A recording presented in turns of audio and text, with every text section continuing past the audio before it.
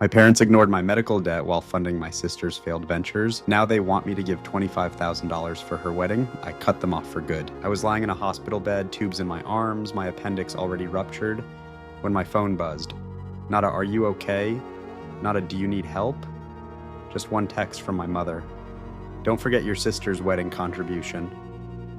That's the moment I realized I never actually had parents.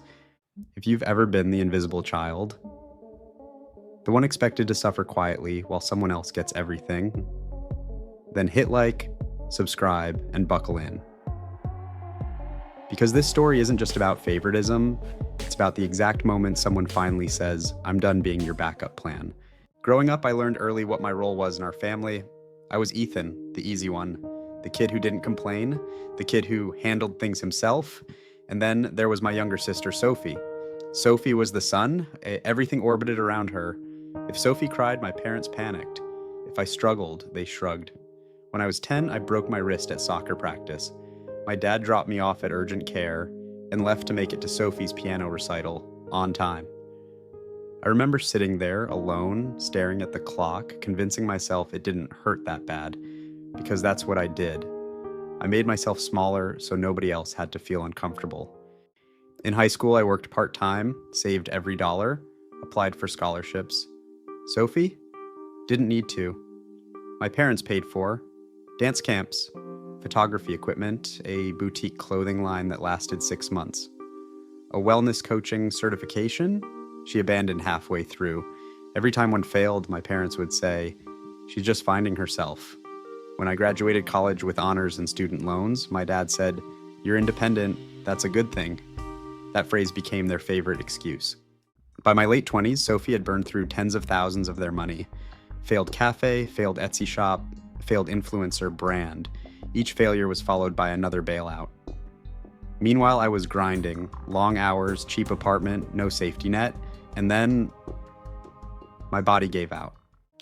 It started as stomach pain, sharp, relentless, the kind that makes you sweat and curl inward.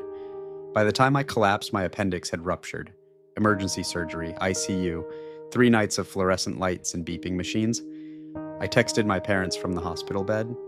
"I had emergency surgery. I'm okay, but it was serious." Hours passed. Finally, my mom replied, "Oh, wow, that's scary. Let us know when you're discharged." That was it. No visit, no call, no offer to help. When the bills arrived, $48,000 after insurance, I stared at them until my vision blurred. I called my dad. He sighed. "That's rough, son, but money's tight right now." 3 days later, Sophie posted Instagram stories from a luxury spa retreat my parents paid for. 6 months later, my parents invited me to dinner. I already knew something was wrong. My mom smiled too brightly. My dad avoided eye contact. Finally, she said it. "So, your sister's wedding is coming up." I nodded. Then, "We were hoping you could contribute $25,000.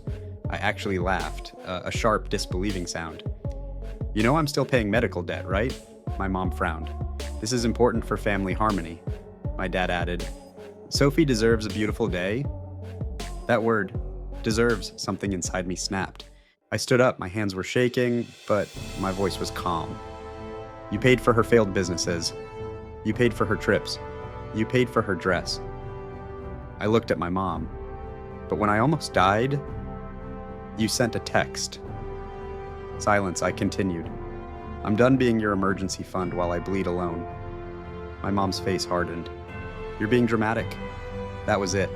I grabbed my jacket. "No, I'm being finished." And I walked out. I blocked their numbers, emails unanswered, messages ignored. At first, extended family took their side, until I showed receipts, hospital bills, text timestamps, bank records. The tone shifted quickly. My parents still funded the wedding. They went into debt, refinanced their house, their marriage, strained, bitter, cracking. Sophie never apologized. I didn't need her to, because for the first time in my life, I was choosing myself. The real revenge wasn't yelling. It wasn't humiliating them.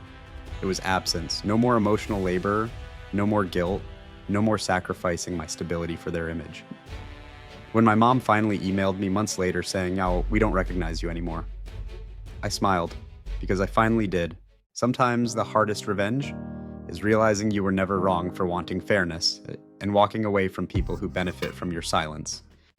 If this story hit close to home, smash like, subscribe, and tell us in the comments. Have you ever been the invisible one in your family? And remember, the strongest revenge isn't payback, it's peace.